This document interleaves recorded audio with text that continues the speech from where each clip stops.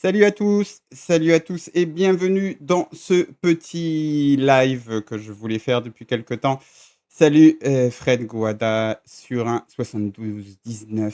Where do we go? Judge Fred. Salut à tous et bienvenue sur ce live où on va parler de l'actu un petit peu de l'OM. Donc certains dans le chat parlaient déjà de notre mercato très très actif. Bien sûr, on va pas parler de mercato, on va parler de deux choses qui ont, selon moi, marqué très fortement l'actu de l'OM. C'est notre ami Mehdi Benassia qui a fait le bilan de son passage à l'OM. C'était une guerre de tous les instants. Bien sûr, bien sûr, bien sûr. Et le propriétaire de l'OM, Franck McCourt, investit 300 millions de dollars dans une ligue de saut d'obstacles. Comment ces deux actus sont reliées entre elles? Eh bien, on va en parler.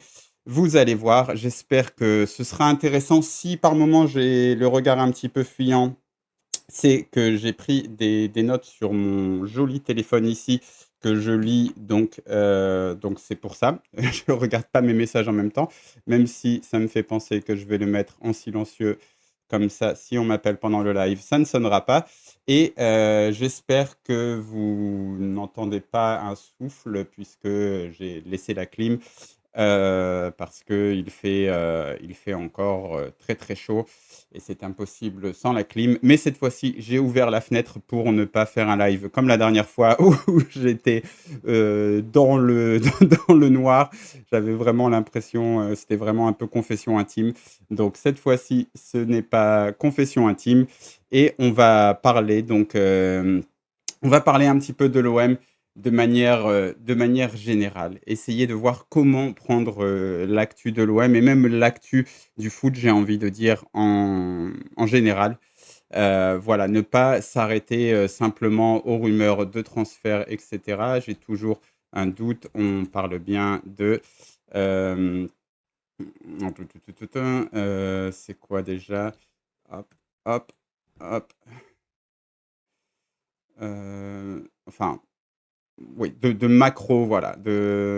On va essayer de lire le football de manière un petit peu macro. Donc, c'est un petit peu comme ça qu'on essaye de le faire, même si des fois, il faut se souvenir du bon mot. Donc, je prends un petit peu une gorgée de thé dans ma très belle tasse, hein, d'un très bon goût. Mais c'est, c'est ma mère qui me l'a offert, donc voilà, on fait avec, on fait avec cette très jolie tasse. Et on va parler donc de foot business. Et avant de revenir sur Benassia et McCourt, on va faire un petit détour par un livre de foot qui en français hop, c'est pas ça, ça, on le laisse de côté, ça nous servira pour plus tard. Voilà, les attaquants les plus chers ne sont pas ceux qui marquent le plus. C'est une traduction du livre Soccer Economics de Simon Cooper et Stéphane Szymanski. C'est un peu un classique de la littérature footballistique. Et je pense que c'est vraiment un livre que tout amateur de foot devrait lire. Comme ça, il comprendrait que déjà le concept même de business foot, c'est de l'arnaque. Et on va juste débuter avec deux petits extraits. Le début de ce chapitre qui s'appelle Le plus mauvais business du monde, pourquoi les clubs de foot n'ont jamais été rentables. Comme ça, c'est clair. Voilà, alors je vous lis un petit peu. Un jour, un homme de notre connaissance a essayé de se lancer dans le business du football en acquérant une institution vénérée en Angleterre. À la suite de cette expérience, son discours était le suivant. Je peux faire des affaires avec des personnes stupides et je peux faire des affaires avec des escrocs. Mais je ne peux pas faire des affaires avec des personnes stupides qui veulent devenir des escrocs. Donc, pour lui, le football, c'est un petit peu ça. C'est rempli de personnes de personnes stupides qui veulent devenir des escrocs. C'est un petit peu dur, on va dire, mais je ne suis pas. Il y a quelque chose comme ça. C'est un petit peu, comment dire, définitif, mais ça donne un petit peu le ton. de ce qu'on trouve dans le business du football et surtout dans les gens qui se prennent très au sérieux. Et enfin, je voulais, pour ouvrir tout ça, vous lire également ce petit passage de notre ami qui parle de notre ami Sven-Goran Eriksson, qui a été à une époque l'entraîneur de la Lazio de Rome. Donc c'est toujours tiré des attaquants les plus chers ne sont pas ceux qui marquent le plus, de Simon Cooper et Stefan Szymanski. Encore une fois, c'est vraiment quelque chose à lire. Ça vous donne une grille de lecture du football. Et quand après vous entendez des personnes comme Benassia ou McCourt ou même Richard ou même tout autre dirigeant du football parler, vous avez des trucs de ce livre qui vous reviennent et qui vous disent ok, oui, je vais pas prendre ça pour argent comptant. Bref, ici Sven-Goran Eriksson. Une année, Sven-Goran Eriksson est venu à Zurich afin de participer à l'International Football Arena et de raconter une bonne histoire sur la période pendant laquelle il était manager de la Lazio de Rome. Le président que j'avais était très bon, se souvient Eriksson. Si je voulais un joueur, il essayait de l'avoir. Un jour, je l'ai appelé et j'ai dit Vieri. Christian Vieri jouait à ce moment-là à l'Atlético Madrid et Eriksson et Cragnotti, le président de la Lazio, étaient donc allés à Madrid pour faire une offre. L'Atlético leur avait répondu que Vieri leur coûterait 50 milliards de lire italiennes. À l'époque, en 1998, cela représentait à peu près 25 millions d'euros. Selon Eriksson, c'était le record. Aucun joueur n'avait été transféré pour autant d'argent. Il rapporte les échanges suivants. Cragnotti. C'est beaucoup d'argent, Eriksson. Je sais. L'Atlético avait proposé d'accepter quelques joueurs de la Lazio en guise d'une partie du paiement pour Vieri. Cragnotti. Peut-on procéder comme ça? Eriksson. Non, on ne peut pas donner ces joueurs. Cragnotti. Que peut-on faire alors? Eriksson. L'acheter. Ok. Eriksson insiste. Il n'a même pas essayé de payer 49. Il a payé 50. 9 mois après que Vieri avait rejoint la Lazio, l'Inter Milan voulait l'acheter. Eriksson relate la conversation. Cragnotti, combien pourrais-je leur demander? Eriksson, demandez le double, demandez 100. Cragnotti, je peux tout de même pas faire ça. Donc il a demandé 90 et il a eu 90. C'était une bonne affaire. Exemple ultime du principe selon lequel il y a toujours quelqu'un de plus idiot que soi. Quelqu'un dans l'audience a alors demandé à Eriksson si un tel comportement était sain. Après tout, la Lazio s'était retrouvée à court d'argent quand Sirio, l'entreprise agroalimentaire des Cragnotti, avait périclité. Cragnotti avait été mis en prison par la suite, ce qui est lourd même vis-à-vis des standards du football italien. Eriksson a répondu « Ce n'était pas sain, ce qu'a été la Lazio n'était pas sain, mais nous avons remporté le championnat et nous avons gagné la coupe des vainqueurs de coupe. Nous avons tout gagné. » Voilà.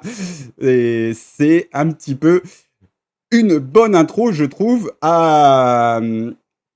au football. Voilà, le football, c'est ça. Et c'est là où on revient à cette définition qui est ici. La définition, le mot euh, qui pour moi définit le mieux les dirigeants du football, c'est aventuriste. C'est pas un mot qui est si souvent utilisé, mais en ukrainien ou en russe, il est un peu plus utilisé. Et bien sûr, on entend que c'est un mot français, donc j'ai cherché un petit peu. Et c'est surtout utilisé en politique, apparemment, en France. Mais c'est un mot qui est disposé à entreprendre des actions risquées sans préparation adéquate. C'est ça, les dirigeants de foot. Parce qu'il n'y a pas de préparation adéquate pour le business du foot, puisque le business du foot n'existe pas. Ce n'est pas un bon business. On ne peut pas venir, même Stéphane Richard, quelque part, pour moi, c'est un aventuriste, puisque le moment où, dans la conférence de presse de présentation, j'ai tiqué, c'est quand il a dit oui, ben, il va falloir qu'on trouve le bon modèle économique pour l'OM. Il n'y en a pas. Spoiler alerte, il n'y en a pas. Il n'y en a pas. Dans le livre Soccer économique aussi, donc les auteurs insistent beaucoup sur le fait que dans le football, tout est toujours urgence. Tout est toujours urgence. Alors à l'OM, je vous raconte même pas, tout est toujours urgence maximale. C'est le mec de taxi là qui hurle urgence maximale ou je sais plus ce que c'est, mais on est tout le temps là-dedans. Donc en fait, de venir et de dire oui, moi j'ai un super plan, vous allez voir, je vais faire ci, je vais faire ça. Non, essaye de survivre une année. Après, on voit là où tu vas. Et surtout, essaye de garder ton calme. En fait, c'est ça. Mais on n'a que des personnes qui arrivent vraiment, mais pétries de certitude et absolument certaines que avec elles, vous allez voir, tout va changer et que c'est comme ça et que ce sera pas différent et que tout le monde avant il était nul et qu'avec lui tout le monde il sera bon, mais qu'après quand il va partir, il y aura une nouvelle personne et qui va dire que bah en fait toutes les personnes que l'autre qui était sûr que lui il était tout bon, ben les autres personnes qu'il a ramenées ils étaient tous nuls. Cercle infernal, cercle infernal. Bref, si j'ai pris des notes, c'est parce que je savais que j'allais me perdre et que j'allais un peu m'emporter. Parce que ces dirigeants du football, ils m'énervent un peu beaucoup. Donc, voilà, on va laisser la définition de aventuriste en, en fond. Et je vais essayer de lire mes notes, histoire de ne pas les avoir pris pour rien. Ta, ta, ta. Voilà, alors, ce que met en évidence le livre, c'est que le football, c'est pas un business rentable. Ils mettent aussi en évidence le fait que c'est un petit business par rapport à plein d'autres. En fait, c'est un petit business. Si vous regardez souvent les vidéos de Romain Molina, il le dit souvent. Et si vous avez même écouté Jacques-Henri Hérault, s'il ne disait pas toujours que des choses bêtes, il avait eu cette formule pour parler de l'OM, que c'était une PME avec une caisse de résonance d'une entreprise du CAC 40. Je pense que la formule était assez bonne, même si en termes de personnes pétries de certitude qui avaient tout compris sur l'industrie du foot, il se pose là. Et donc, Soccer économique, ils insistent aussi sur le fait que les personnes qui sont dedans ne sont pas forcément compétentes et notamment, les anciens du football, même si alors, encore une fois avec Benassia là, on touche les cimes de oui, oui, non mais, c'est sûr que moi je sais tout. Alors, je continue de lire un petit peu mes notes, hein. C'est un petit peu le bordel, dans mes notes, donc j'espère que vous comprenez ce que je raconte. Donc dans le foot, il y a pas de modèle économique, vertueux. À l'OM, encore moins. Il n'y a que des joueurs de poker. Alors certes, il y a certains clubs de football qui sont devenus des entreprises qui ont des modèles à peu près, rentables. Les plus gros, après avoir dépensé des centaines de millions d'euros pendant des décennies et des décennies, aujourd'hui ils sont rentables, aujourd'hui ils sont des marques, etc. Mais avant d'arriver là, c'est très difficile. Et donc, si on reste sur 90 à 95% des clubs de football, soit vous essayez de faire des bénéfices, d'être une entreprise normale. Donc, bah, vous vendez vos meilleurs joueurs, donc vous ne pouvez pas être performant, donc ce n'est pas vertueux puisque le but du football, c'est d'être vertueux. Soit vous surpayez des joueurs, vous investissez et au mieux, vous arrivez à être plus ou moins à l'équilibre. Je pense que c'est ce qu'il y a de faire, ce qu'il y a de mieux à faire. Mais dans le football, on n'a que des mecs qui arrivent et qui se disent non, non, mais vous allez voir, moi, je vais finir par atteindre le succès, je vais atteindre le jackpot parce que j'ai un plan que personne n'a jamais eu avant. Et ce ne sont pas des réalistes, ce sont encore une fois des aventuristes, voilà, comme le mot est ici, des preneurs de risques. Voilà, on n'a que ça, des preneurs de risques. Bon, voilà, il faut aussi comprendre que le football, ce n'est pas une bonne industrie. C'est très, très, très important de comprendre que c'est une petite et une industrie qui n'est pas, qui ne va pas faire de vous quelqu'un de riche. Voilà, blablabla. Richard, donc j'en ai déjà un petit peu parlé. Et puis oui, en fait, sur le côté, le truc aussi avec Stéphane Richard, c'est que, hem, lui, c'est différent de Benassia qui dit, «Moi, je vais aller chercher les meilleurs, je vais remettre de la compétence partout». Lui, Richard, il est là, il dit: «Moi, je vais, appliquer les règles d'une entreprise classique à l'Olympique de Marseille». Franchement, je sais pas lequel est le plus, est le plus dingue parce qu'entre tu ne peux pas faire ça, en fait, c'est pas possible. Cette entreprise est par définition, anormale, elle est, tu ne peux pas faire ça, en fait, c'est un pari insensé de vouloir faire ça. Donc c'est aussi quelque part un peu de l'aventuriste. Et puis n'oublions pas aussi que tout le monde devient fou à l'OM, ça c'est très, très important, hem, parce que, pour l'instant, tout le monde a l'air d'être rationnel parmi les nouveaux dirigeants marseillais. mais il faudra voir d'ici quelque temps avec la pression médiatique, la pression des supporters, et cetera, et cetera. Et si on vient à Marseille aussi, il faut aussi se demander pourquoi. Parce que c'est pas un business vertueux dans le sens où si vous êtes propriétaire de club de foot, vous n'allez pas devenir riche. Alors certains disent oui, mais il y a des agents, et cetera, qui deviennent riches peut-être, mais à mon avis, les dirigeants des clubs, ils ne vont pas forcément devenir riches. Certains ont des activités beaucoup plus fructueuses avant d'arriver à Marseille qu'après, comme par exemple Stéphane Richard qui avait une très bonne position. Quel est l'intérêt de venir à Marseille? C'est les à côté. C'est comme pour le business, c'est comme pour Franck McCourt en fait. Et le business du football, il va pas gagner de l'argent. Par contre, je sais pas, vous êtes Robert Louis Dreyfus, vous finissez par reprendre l'entreprise familiale après certaines aléas, etc. L'entreprise familiale, c'est du négoce international. Vous dépendez beaucoup des ports. Ah, ben Marseille, deuxième, l'un des plus grands ports de France, etc. Détenir l'Olympique de Marseille, ça peut être utile. Et pareil pour, je sais pas, Christophe Boucher, quel est son intérêt à venir à Marseille? Bon, notoriété nationale après d'être venu à Marseille. Mehdi Benassia vous dira, moi, je n'avais pas besoin de l'OM. Bon, maintenant, Mehdi Benassia, il s'est remis au centre de l'attention footballistique pour une décennie, quoi. Mehdi Benassia, on sait qui c'est. Alors que, et ça, c'est difficile à acheter, en fait. Ça, la reconnaissance publique à ce point, elle est difficile, même si elle peut être mauvaise, mais elle est difficile à avoir à ce niveau-là. Donc il faut comprendre ça. L'industrie du foot en tant que telle, nul, zéro. Les à côté, c'est très très précieux. Et donc souvent, les supporters qui font partie un petit peu de tout ça, qui souffrent, ce sont eux qui permettent aux à côté d'être là. Et il faut avoir toujours ce genre de choses en tête lorsque l'on parle des euh, dirigeants de foot. Et n'oublions pas, voilà, aussi, il y a beaucoup de mégalomanes persuadés qu'ils vont tout changer. Pour ce faire, je m'étais dit aussi que j'allais revenir sur un petit truc, surtout à l'OM.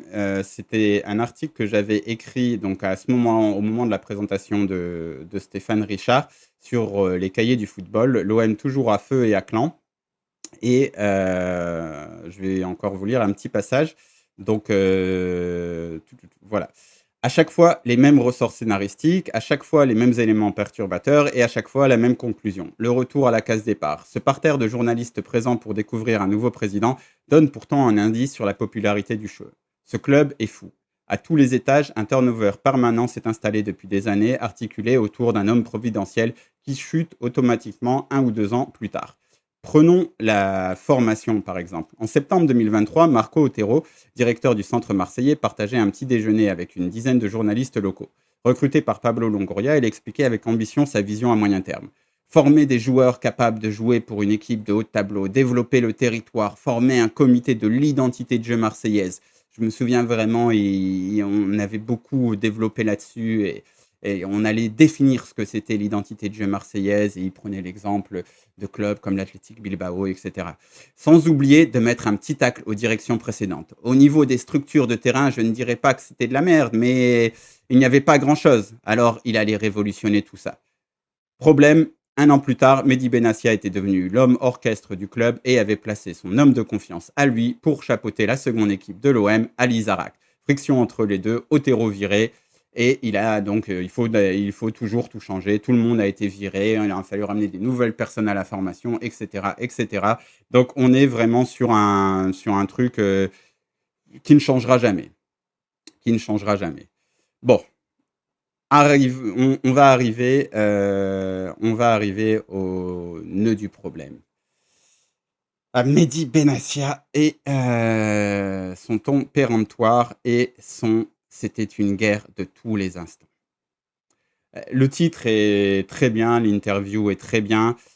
Franchement, en tant que journaliste, Mehdi Benassia, c'est buffet à volonté, c'est magnifique. Mais, enfin, franchement, ces derniers temps, vu que j'avais pris un peu de distance par rapport à l'OM, mon travail, c'était principalement de faire les zones mixtes, vraiment des vidéos où je ne donnais pas mon avis. Mehdi Benassia, ça a fait 2 millions de vues sur Instagram, coup de gueule, machin. On connaît, quoi. C'est extraordinaire. Mais est-ce que c'est bon pour l'OM? Bon, c'est une autre question. Est-ce qu'il y avait besoin que ce soit une guerre de tous les instants? À vous de voir, hein, mais pour Mehdi Benassia, ça devait être une guerre de tous les instants. Donc, cette interview, elle m'a beaucoup énervé, hein. Je pense que comme beaucoup d'entre vous, elle m'a beaucoup énervé, pour une raison principale, c'est que ce mec-là, la remise en cause, la remise en question, il ne connaît pas. C'est toujours de la faute des autres, ce sont que les autres qui font des choses mauvaises. Lui, il est, tellement au-dessus, on passe les clichés sur, cette génération de joueurs et cetera. C'est tellement il se défausse tellement, c'est insupportable, c'est vraiment énervant. C'est à lire, c'est énervant. Jess Pouty dans le chat qui me dit: «Réécrit l'histoire à son avantage». Même pas, il a rien fait de mal. Lui, enfin, je vois ce que tu veux dire, hein, je vois ce que tu veux dire, mais enfin, c'est pour ça que j'avais pris des notes parce que je savais que j'allais m'emporter. Vraiment, pour moi, c'est insupportable. C'est insupportable, c'est ce truc et en fait, ce qu'il reproche souvent aux autres, il ne le se reproche pas à lui. Parce que les erreurs qu'il a fait alors il concède: «J'ai fait des erreurs sur 2 joueurs». OK, tu en as fait, sur peut-être un peu plus que ça.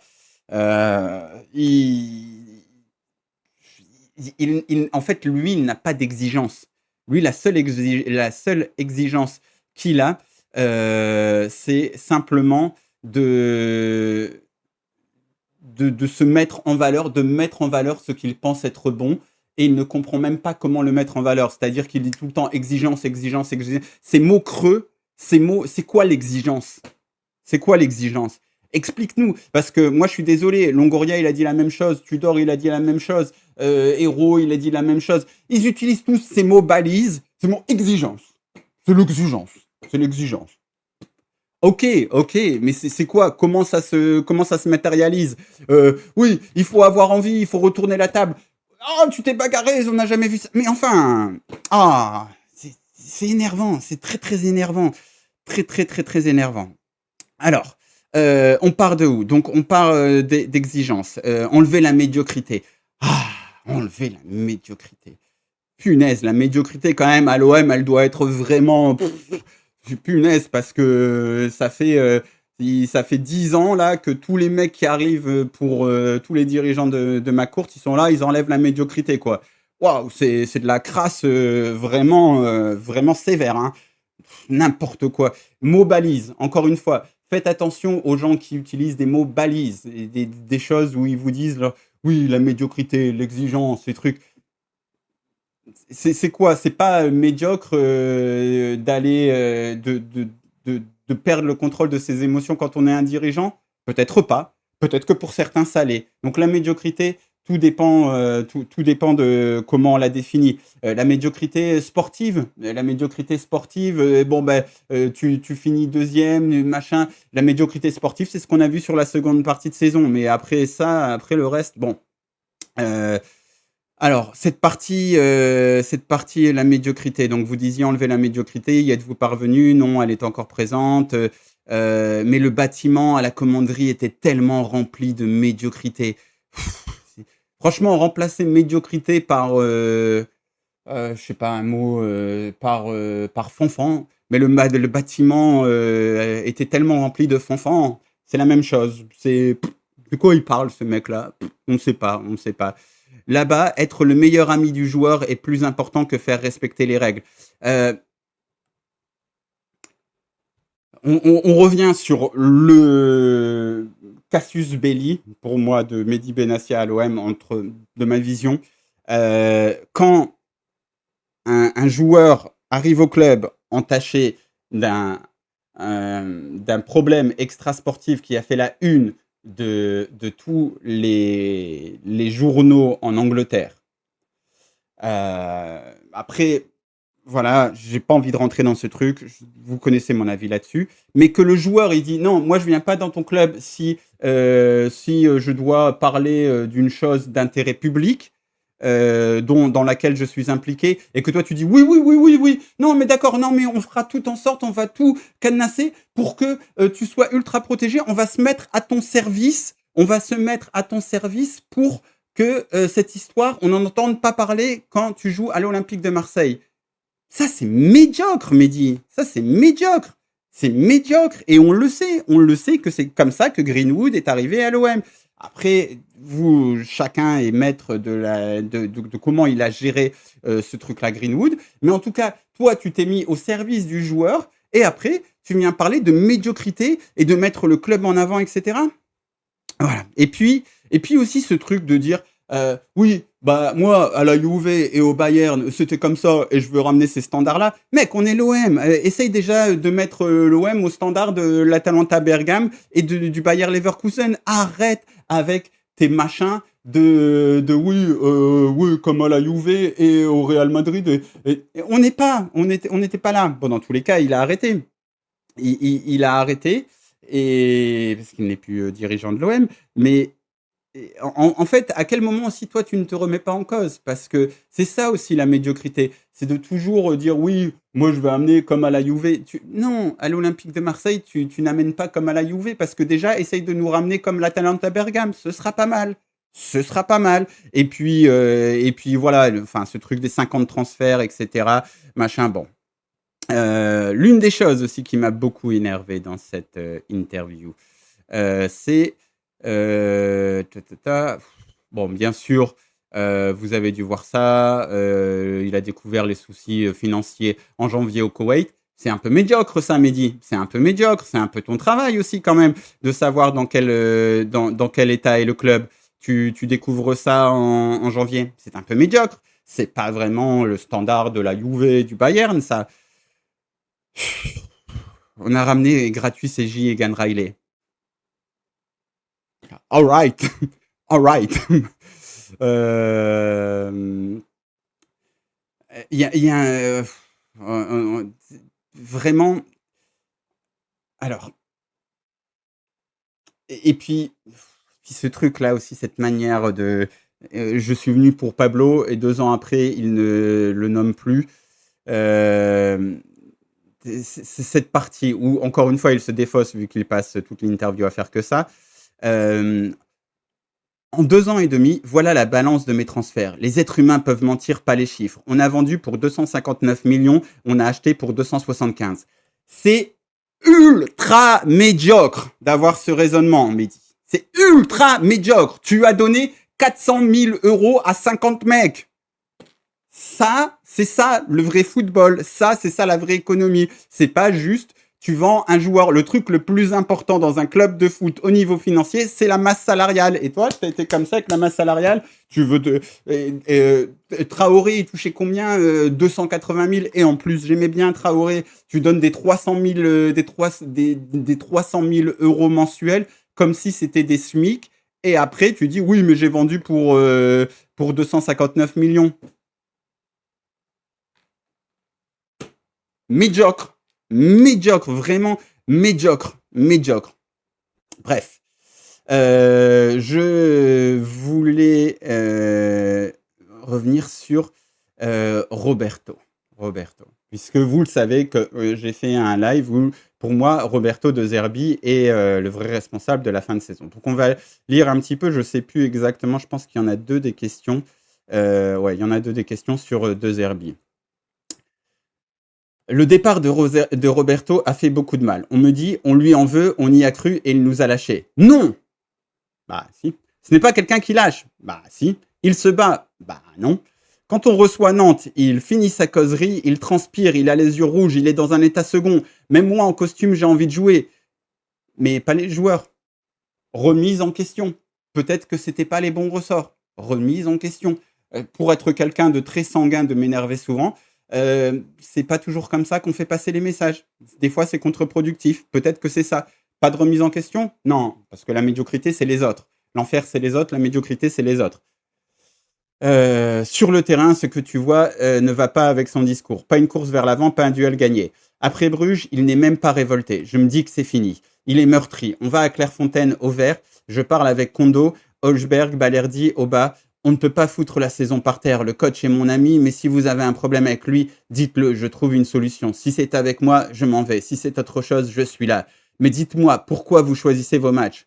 On n'a pas de problème, on ne comprend pas tout, on ne comprend pas nous non plus, c'est dur. Ils sont partis voir le coach. Reste, on a besoin de toi. Moi, je lui dis, je te comprends, je suis abattu moi aussi. On n'arrive pas à leur donner ce qu'on a à l'intérieur, ce feu. Tu veux faire quoi? Il a envie de se battre, on continue. Paris nous en met 5. Si t'en prends 9, il n'y a rien à dire. Quand c'était la tempête, on n'a pas su préserver le coach. S'il avait tenu, la fin aurait été différente. Quand il veut partir, je le comprends et je lui dis, je suis dégoûté, mais tu as raison. Mais en fait, c'est tellement la médiocrité, c'est les autres parce que pourquoi vous choisissez vos matchs? Pourquoi ils font un match sur deux? Peut-être aussi qu'il y a trop d'influx nerveux, peut-être qu'il y a des remises en question à effectuer du côté du coach et du directeur sportif. Peut-être aussi qu'il y a un tel turnover que Matt O'Reilly, c'est la pierre angulaire de ton équipe pendant 3 matchs et qu'après, c'est le remplaçant du remplaçant de la N2. Peut-être que tout ça, c'est des trucs à prendre en compte. Non, la médiocrité, c'est les autres. C'est jamais toi. Et c'est jamais le coach. Le coach, il a jamais rien fait de mal. Et le coach qui était un coach très compétent au niveau tactique, quand j'entends, oui, on se faisait chier et tout devant les matchs, même moi qui avais un certain rejet de cette équipe, quand je regardais, je me disais quand même, ça joue bien. Ça joue bien. Donc voilà, vous n'avez pas essayé de le retenir. Après Paris, non. En début de saison, après Lyon, il était furieux et voulait déjà partir. Je lui avais dit, calme, on va y arriver. Le lendemain, on fait Aguerd, Emerson, Pavard et il est content. Médiocrité. Médiocrité. Comment ça? Ton coach, il n'est pas content. Tu as ramené donc Aguerd, Emerson, Pavard. C'est combien ça? C'est 1 million en salaire mensuel? Voilà pourquoi le club est dans la merde. Et après, quand tu dis oui, mais non, mais moi, c'est pas de ma faute, j'ai vendu pour plus. Médiocrité, tu as ramené 1 million de salaire parce que ton coach, il n'était pas content. Bref.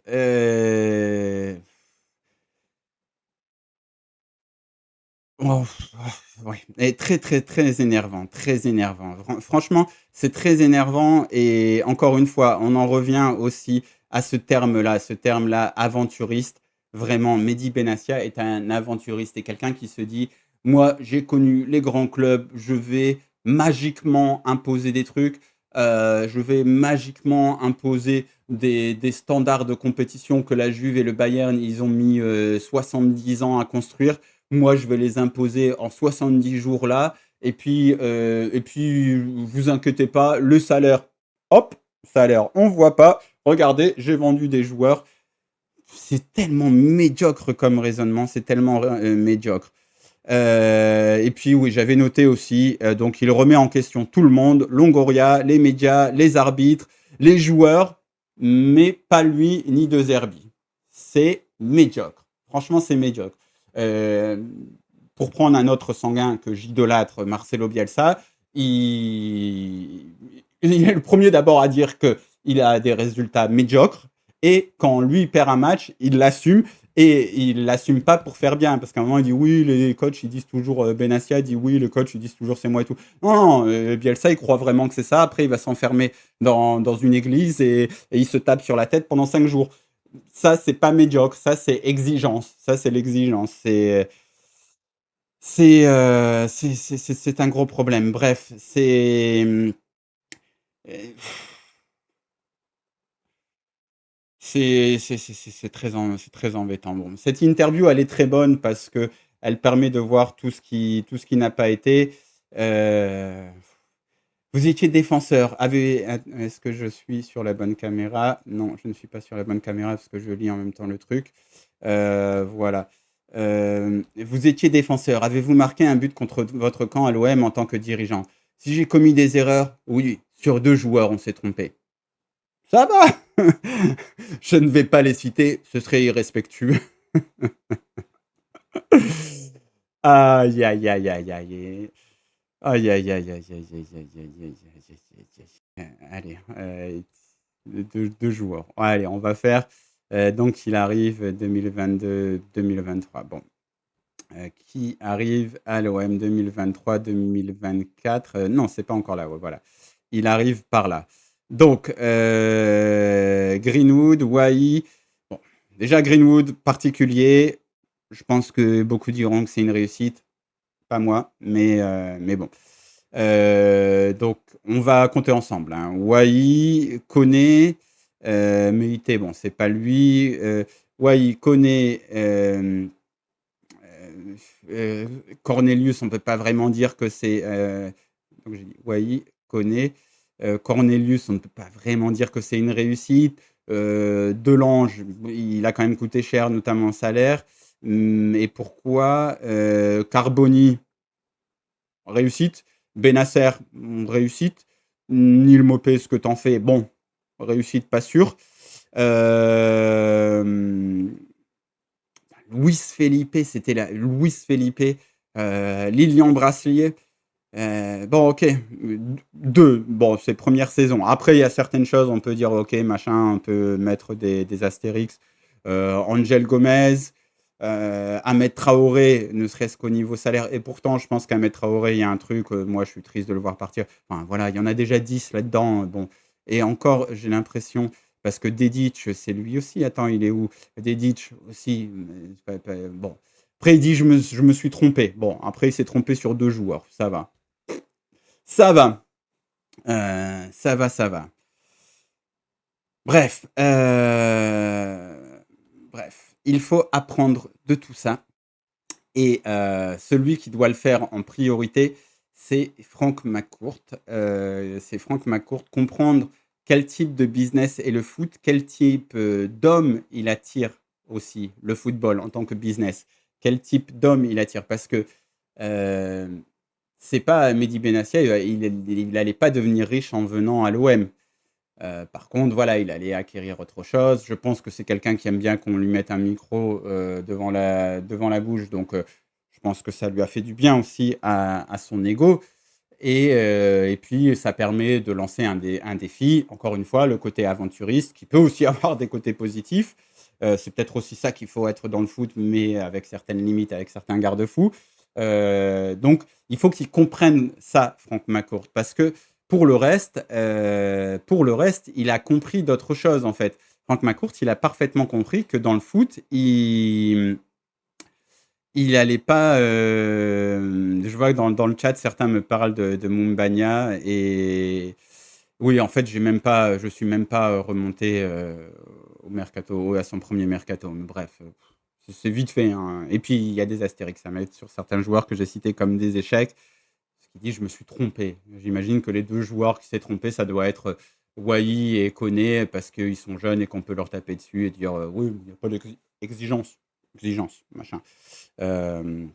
Médiocrité. Voilà, mettez des mots comme ça. Inventez des mots et puis vous les utilisez, c'est pas mal. Donc voilà, Franck McCourt. On va arriver à l'autre truc de Franck McCourt. Franck McCourt, dont on a appris, selon Bloomberg, Franck McCourt, le propriétaire de l'OM. Alors, attendez, parce que je n'ai pas changé le truc. Voilà, hop.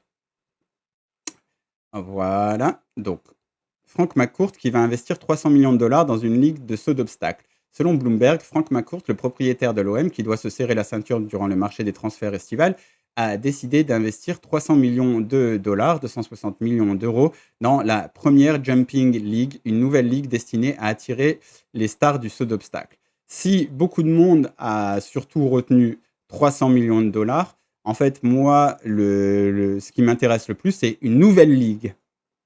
Voilà, c'est là, l'argent, c'est une chose. Après, il y a une nouvelle ligue. Le propriétaire de l'OM, Franck McCourt, a investi dans le monde de l'équitation, plus précisément du saut d'obstacles. Selon Bloomberg, l'homme d'affaires de 72 ans, qui, selon nos informations, injecté environ 120 millions d'euros depuis le début de l'année pour combler les pertes du club, a dépensé 300 millions de dollars, environ 260 millions d'euros, dans la première Jumping League, ligue de saut d'obstacles qui doit se lancer en 2027. C'est un sport où des milliards et des milliards de dollars sont investis, a déclaré McCourt. Il n'existe tout simplement aucun cadre pour contenir un tel afflux. Nouvelle ligue, aucun cadre. Voilà les mots-clés. Selon l'article, la PJL voit grand. Elle prévoit de créer 16 équipes, dont 2 ont déjà été vendues pour 50 millions de dollars chacune. 16 équipes, dont 2 ont déjà été vendues pour 50 milliards chacune.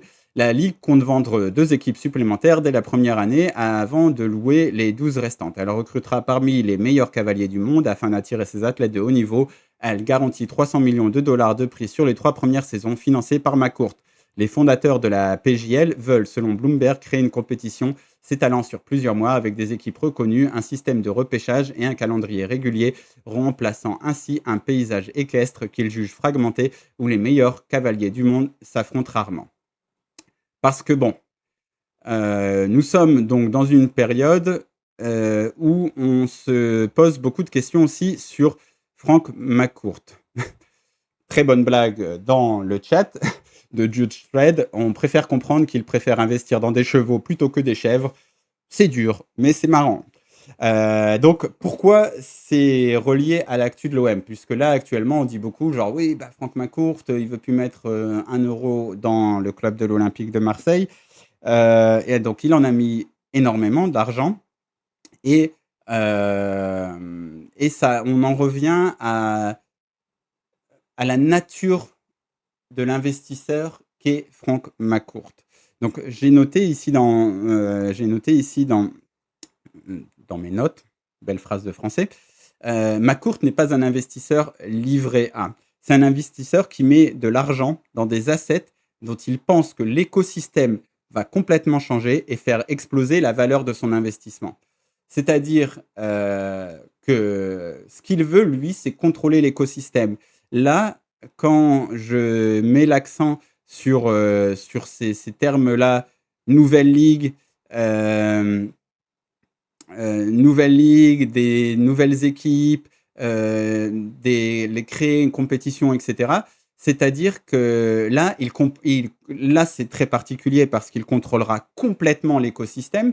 Mais si on regarde un petit peu le passif d'investisseurs de Franck McCourt, ce que j'avais fait dans cet article qui s'appelle Franck McCourt mouille le magot pour SoFoot en mars 2023, c'est quelqu'un qui investit dans des trucs où en fait, il parie sur un gros changement de l'écosystème dans lequel ces assets sont positionnés. C'est-à-dire que, par exemple, pour revenir sur l'exemple de l'OM, ma théorie, qui est basée sur certaines choses comme les déclarations de Jacques-Henri Hérault au début sur la Super League, qui pour lui était dans le sens de l'histoire, etc., avant que tout le monde devienne des super rebelles à l'OM contre la Super League quand le monde entier n'en voulait plus.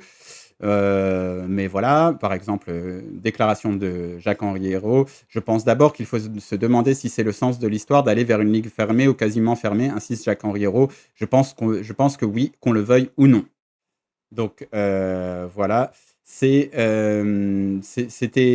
pour moi Franck McCourt, quand il rachète l'OM, il se dit l'Olympique de Marseille est un club qui sous-performe, que je peux avoir à un prix décent, 40 millions d'euros environ le prix d'achat et 80 millions d'euros de dette.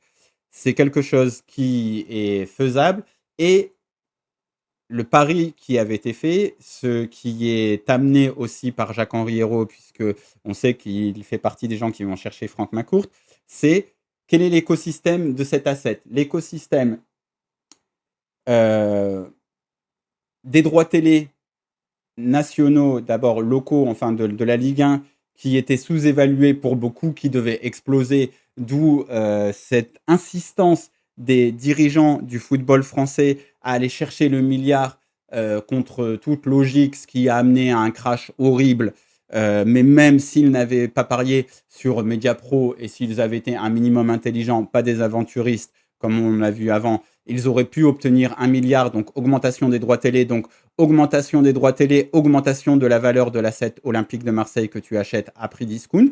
Et je pense aussi qu'il se disait, c'est le sens de l'histoire, la ligue fermée.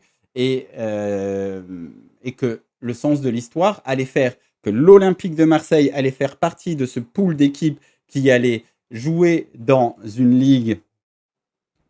Hop, je reviens ici sur la ligue machin. Fermé ou pratiquement fermé, comment il dit ici, en tout cas, que l'Olympique de Marseille allait faire partie d'une compétition s'étalant sur plusieurs mois avec des équipes reconnues, un système de repêchage et un calendrier régulier. En tout cas, c'était un petit peu l'idée. Donc, encore une fois, on avait droits télé nationaux qui allaient faire monter le truc. Et après, l'Olympique de Marseille qui fait partie d'une nouvelle compétition qui va être créée, qui fait encore exploser le truc. Donc, tu avais cette valeur-là. L'écosystème allait changer.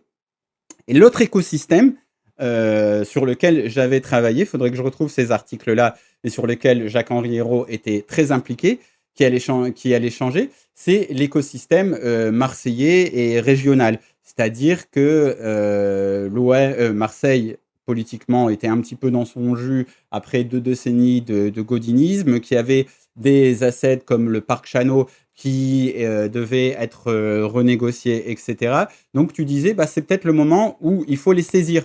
On sait que l'OM a été sur l'hippodrome Borély, sur le parc Chano, sur le musée aussi à côté de Marseille, et que tout ça, ça s'est un peu craché avec l'échec Hérault, et qu'au moment où avant que l'OM tombe dans la saison 3 de Garcia, l'OM était par exemple très bien positionné, en tout cas l'OM, non, McCourt était très bien positionné pour obtenir la concession du parc Chano. J'en avais parlé dans des articles sur FCM.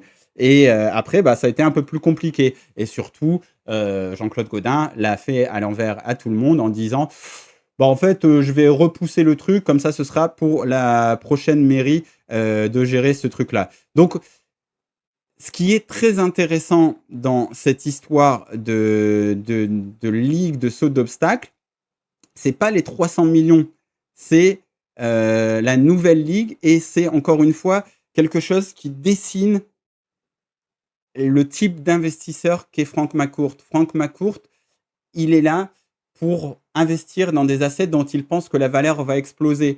Et il se base sur un schéma qui a fait sa fortune, celle de la vente des Dodgers, donc où, renégociation des droits télé, boum, explosion de la valeur du club. Et à l'Olympique de Marseille, je ne peux m'empêcher de penser qu'il y avait ça. Sans oublier, je vous ai dit en début de live qu'il y avait ces histoires par exemple, de port maritime pour Robert Louis Dreyfus. Pour Franck McCourt, il y avait ces histoires immobilières à Marseille aussi qui t'ouvraient des portes avec l'Olympique de Marseille. Donc, ça, c'est une chose qu'il faut garder en tête. Et on en revient à la situation de l'Olympique de Marseille actuellement, qui est celle d'un club où, en fait, tout semble un peu fermé. C'est-à-dire que bah, la Super League, ça semble être un peu fermé. Les droits télé en France, ça semble être la crise. Donc, Franck McCourt, il a un peu parié sur les aventuristes Longoria et Benassia pour se dire qui sait, je peux peut-être un peu, comment dire, garder mon club dans le top 2, top 3 de la Ligue 1, le garder en Ligue des Champions, faire en sorte d'avoir ce truc-là, le maintenir un petit peu à un niveau où il resterait attractif en cas de Super League qui se lance.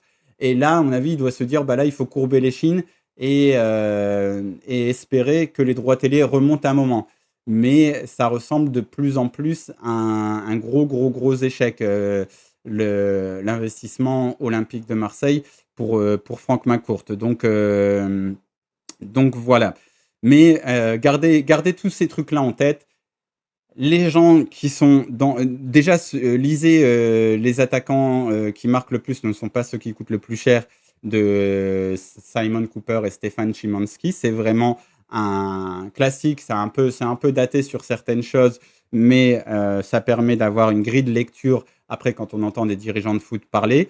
Donc les dirigeants de foot, la majorité sont des aventuristes qui tentent des paris. Il n'y a pas de formule magique dans le football qui va permettre de faire surperformer un club, encore moins à l'Olympique de Marseille, où l'un des gros problèmes de l'industrie du football, c'est qu'il y a une pression continue des médias et des supporters, ce qui est mis en avant dans le livre dont je vous parlais.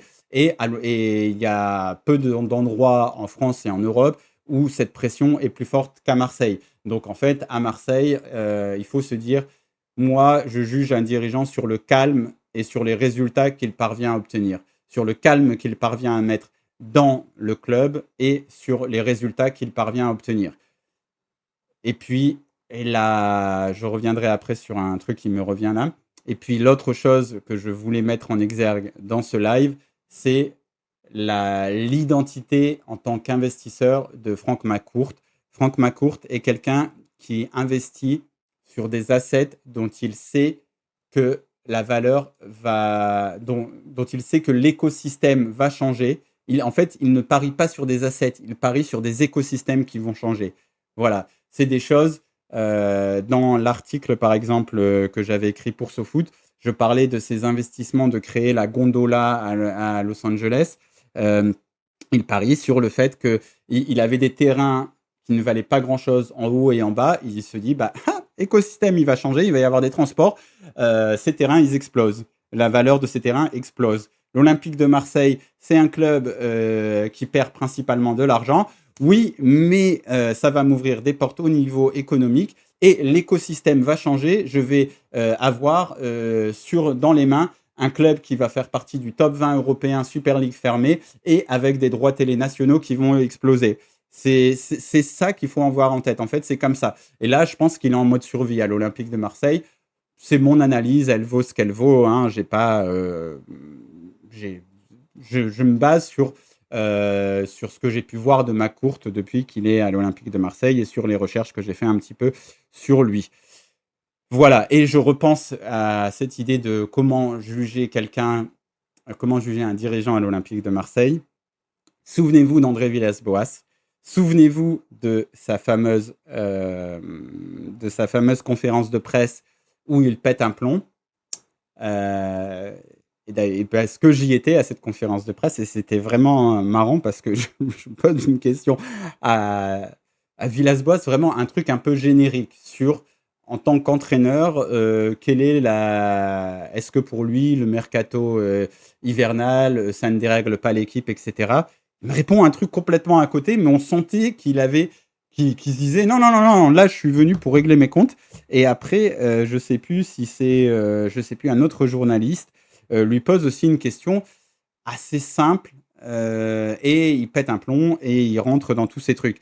Et André Villas-Boas dit à ce moment-là, moi et Andoni Zubizarreta, on a réussi à ramener le club on a réussi à ramener le calme dans l'un des clubs les plus instables d'Europe, l'un des clubs les plus fous d'Europe. On a réussi à ramener le calme.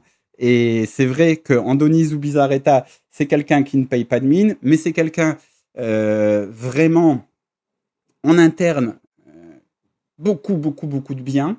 J'en ai vraiment entendu des scouts, des anciens scouts, etc., qui disent mais ce mec-là, il avait trop la classe, etc. Je pense qu'il s'est fait manger parce que son problème, c'était qu'il n'était pas politique. Mais on juge peut-être un bon dirigeant à l'Olympique de Marseille par son calme, par sa fermeté et par le fait de ne pas péter les plombs. Ton coach te dit ah oui, j'en ai marre, j'ai perdu à Lyon. T'inquiète, coach, je te ramène 1 million d'euros mensuels de masse salariale et on verra ce qu'on en fait après. Parce que c'est pas là aussi que débarque Matt O'Reilly. Matt O'Reilly, je l'utilise beaucoup. C'est pas pour lui taper dessus parce que j'avais trouvé que c'était un joueur intéressant qui a plongé dans la médiocrité, la légendaire médiocrité, n'est-ce pas, à cause du contexte OM. Mais en tout cas, voilà, ne pas paniquer, ne pas faire n'importe quoi. C'est ce que Zubizarreta faisait. Après, il aurait peut-être pu en faire plus. Il aurait peut-être pu mieux résister à quelqu'un comme Rudy Garcia. Je pense que c'est là où il s'est complètement fait bouffer notre ami Zubi et qu'il avait peut-être besoin d'une personne de confiance qui soit plus dans le côté vente, etc. Mais en tout cas, se souvenir voilà, d'André Villas-Boas, souvenir de beaucoup de choses, se souvenir aussi pour les supporters de l'OM de la manière dont Benassia a ensorcelé tout le monde. Il y avait vraiment un truc au club. C'était incroyable, incroyable. C'est pas moi qui avais interviewé, j'étais là que pour filmer. Encore une fois, j'ai dit, j'ai souvent juste tendu le micro cette année. Mais punaise, les joueurs, s'ils ne citaient pas 3 fois Mehdi Benassia dès qu'on leur tendait le micro, ils s'évanouissaient. Ils devenaient Beetlejuice. C'était incroyable. C'était un gourou. Enfin, je veux dire, c'était incroyable, quoi. Quand avec Bruno, j'avais été filmer l'interview qu'il avait faite de Benjamin Pavard, Pavard disait toujours: «Ah, Mehdi, Mehdi, Mehdi». Je sais pas ce qu'il faisait, Mehdi, mais je sais pas, il leur cuisinait des rôtis de bœuf succulents, des choses, je sais pas ce qu'il faisait, mais c'était un méga gourou et tout le monde ne parlait que de lui. Et lui, après, il s'en va et il dit: «Oui, bah, c'est tous les autres, c'est tout le monde sauf moi». Incroyable. Incroyable. Bref, je vais faire un petit tour dans vos questions, parce que le thermomètre commence à monter, et je vais vous laisser. Lupobino qui me dit, quand je parlais de la fameuse exigence du Bayern, de la Juve, qu'il devait imposer Mehdi Benassia. Mehdi Benassia, il parle du Bayern, mais il ne faut pas oublier que mais n'oublions pas que c'est le FC Hollywood. C'est vrai aussi. C'est vrai aussi. Notre commentaire de Lupobino, il sous-entend que les joueurs ne comprenaient pas ces indications tactiques, mais je pense qu'en fait, il se disait, enfin, De Zerbi ne parlait que de l'envie, machin, tout ça, pour ne pas utiliser notre terme. Je pense qu'il a utilisé d'ailleurs les attributs, enfin les attributs masculins, etc., pour dire machin, tout ça. Il faut tout ça sur le terrain. Donc en fait, pour moi, De Zerbi, il était tellement dans ce truc de ultra et de allez, on défonce tout le monde sur le terrain, que l'environnement marseillais est tellement déjà surpuissant émotionnellement. Il y a des moments, en fait, il fallait peut-être utiliser d'autres choses. Mais apparemment non. Euh, Iki qui me parle de la situation de Longoria à River Plate. Oui, j'ai vu ça. J'ai vu aussi, ça m'a beaucoup fait rire. J'ai vu, donc je pense que c'est le président de River qui disait oui, c'est une honte, la fédération argentine, les arbitres, truc. Je me suis dit, mais c'est tellement incroyable, quoi. Tu fais des grandes arrivées à l'aéroport de Thiago Almada, ça y était déjà pris dans la bagarre contre les arbitres qui sont pas bons. Peut-être qu'on va refaire. Oui, on a ramené des géométriciens pour. C'est same shit. Et il est en train de refaire la même chose qu'il fait à l'OM, sauf que là, euh, il a pas la réussite qu'il a eue au début.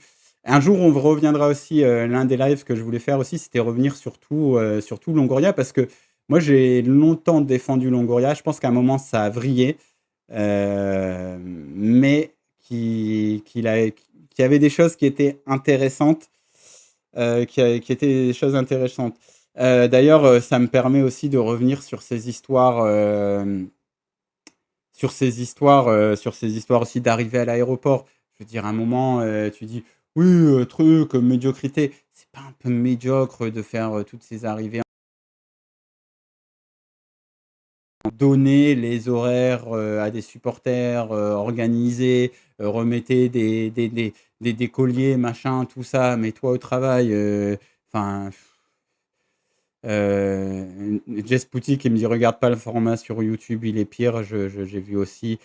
Avant d'arriver à l'OM, il connaissait le contexte financier car agent d'Unai. Oui, mais ouais, c'est un peu différent parce que quand tu es agent, tu vois aussi certaines choses de manière différente. Genesio a l'air de ramener du calme. Je me demande si c'est pour cela que certains joueurs gros salaires sont prêts à rester.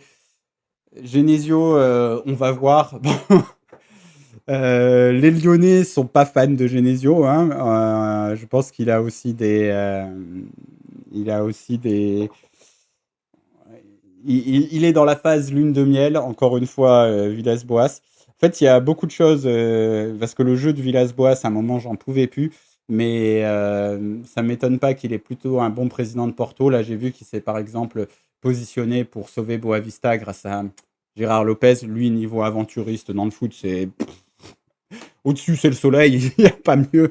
Dire qu'il a failli racheter l'OM. Incroyable. Mais oui, Villas-Boas, il avait compris beaucoup de choses sur le milieu du foot. Et c'était Villas-Boas qui avait dit aussi là, on est dans la période de lune de miel, donc tout ce que je fais, c'est magnifique. Mais à un moment, tout le monde va me détester. Et je me souviens d'un tweet qui m'avait apparu, qui m'était apparu très lucide à l'époque.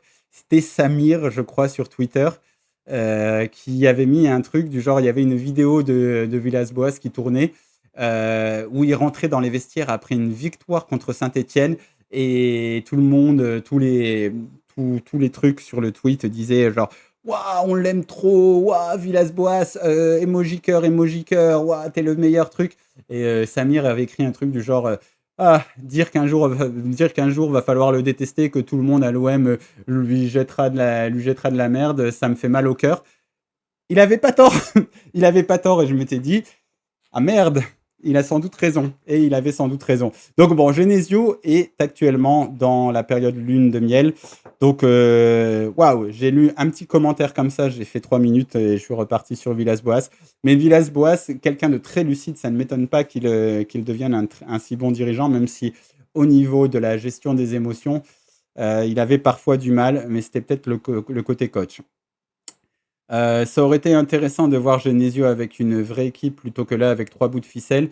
C'est comme quand les gens jugeaient Thauvin en équipe de France alors qu'il rentrait en fin de match avec les remplaçants sans les Pogba et Griezmann à côté de lui.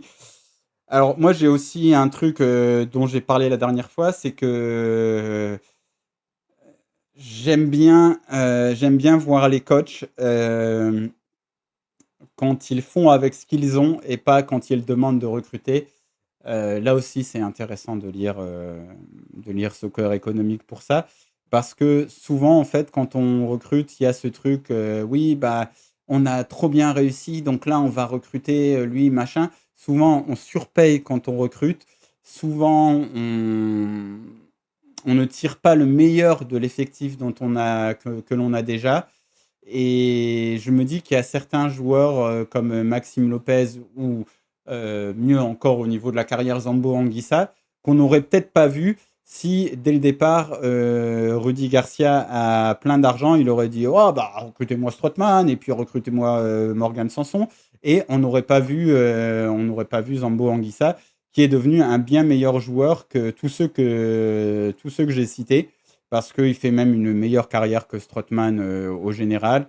Et voilà, et pourtant aussi très moqué, etc. Mais quand les joueurs, quand les coachs doivent faire le mieux avec ce qu'ils ont, pour moi, c'est là où on voit le meilleur des coachs. Et là, par exemple, bah, j'ai très envie de voir ce qu'il peut faire, par exemple, avec Angel Gomez. J'étais au match contre l'Athletic Bilbao. Bah, c'était cohérent ce que l'OM a proposé. J'ai envie de voir ce qu'il peut peut-être faire avec Mopé ou Mumbagna. Ces deux mecs-là, c'est pas des tanges complets, donc ça peut être des bons remplaçants. Là, l'entrée de Mopé, désastreux, mais ça fait un petit peu mal au cœur parce qu'on voit le gars qui fait une mauvaise entrée et qui se dit je vais pas baisser la tête, je vais continuer à faire des gestes compliqués. Et bah, c'est peut-être pas ce qu'il fallait faire là, mais Mopé, on l'a déjà vu, on sait qu'il a un peu de vis, on sait qu'il est un peu intelligent. Ça peut peut-être être un Gouiri Mopé, Gouiri en numéro 1, Mopé en numéro 2. Je me dis que pour la Ligue 1 Europa League, ça peut quand même être du très bon niveau. Pour peu aussi qu'il arrive à lancer Madi Abdallah, pourquoi pas. Moi, Kélian Abdallah, j'ai très envie que ça réussisse, mais j'ai de gros doutes. Je sais pas si c'est un petit peu bête, c'est le genre de réflexion, si j'entends d'autres personnes le dire, je me dis, ah, je suis pas certain, mais j'ai l'impression qu'ils sont légers au niveau musculaire, mais ils ont des vraies capacités d'accélération les deux. Peut-être que ces deux-là peuvent avoir une petite chance. Bref, on va voir. Je n'ai pas spécialement envie qu'il ait de l'argent. J'ai envie qu'on recrute intelligent. Jean Fernandez, d'un seul coup, j'ai fait un saut de 15 ans en arrière. Mais l'année où il repart, où il revient à l'OM, on doit vendre pas mal de joueurs, notamment Pedretti qui part à Lyon alors que Jean Fernandez l'avait eu et qu'il pensait le relancer, en faire un peu le centre de son équipe. bon, au final, tu recrutes des joueurs moins clinquants, mais ça finit par être l'épine dorsale de ton équipe sur 5, 10 ans, enfin plus 5 ans. Il arrive quoi? C'est 2004-2005 ou 2005-2006? Ouais, 2005-2006. Et ça va jusqu'à la fin des champs, jusqu'à 2009-2010. Donc voilà, tu as un truc genre sur 5 ans et tu révèles des Taiwo, des Sana. Bon, Sana n'était pas déjà au club, mais même Carasso, il prend pleinement le truc. Et Carasso, ça va devenir un international, même s'il doit partir parce qu'après, tu recrutes bien. Bref, moi, quand on recrute à moins cher, je pense que ça permet de mieux exploiter la moelle de ton effectif. Donc, j'ai envie de voir ça cette année et peut-être qu'il peut être un très bon joueur. Commentaire de Lopo Dodo. Salut Mourad, est-ce que tu penses que les dirigeants de l'OM doivent tenter le pari Pogba maintenant que son contrat a été résilié à Monaco? Ça me fait beaucoup de peine pour Pogba, un joueur qui, à mon avis, avait un niveau stratosphérique, un niveau ballon d'or. Mais je pense que le corps de Pogba ne lui permet plus d'être un joueur de haut niveau. C'est dur. C'est dur pour lui, mais donc je pense pas qu'ils doivent tenter le pari ou alors à prix minimum, vraiment, genre, il vient, il vient comme Abu Dhabi est venu à l'OM. Pourquoi pas? Parce qu'Abu Dhabi touchait très peu. Il y avait ces histoires de, de matchs joués, etc. Bon, à la limite, il vient comme Abu Dhabi, d'ailleurs, un peu le primo Pogba, un peu en moins forme, mais vraiment, il avait un niveau incroyable aussi, Diaby, avant toutes ses blessures. Et Pogba, milieu de terrain extraordinaire, niveau extraordinaire, mais je ne sais pas s'il peut revenir. Donc, je ne me positionnerai pas là-dessus. Jess Pouty qui m'a dit un peu plus tôt, par contre, on parle beaucoup de l'OM en France, il faudra aussi parler de Strasbourg qui fait une liquidation digne de l'OM sans bruit médiatique. Bah oui, parce que Strasbourg, c'est moins médiatique, mais Strasbourg, c'est très spécial ce qui se passe à Strasbourg, parce qu'en plus de ça, copropriété, en plus de ça, club qui est très mal. Enfin, c'est dur parce que c'est un vrai club de football, c'est une vraie terre de football. euh, Strasbourg, et c'est un club qui est géré difficilement. C'est un club quand les ultras se positionnent pour dire qu'ils ne veulent pas de joueurs, ou alors qu'ils sont en colère contre des attitudes comme celle de Emega.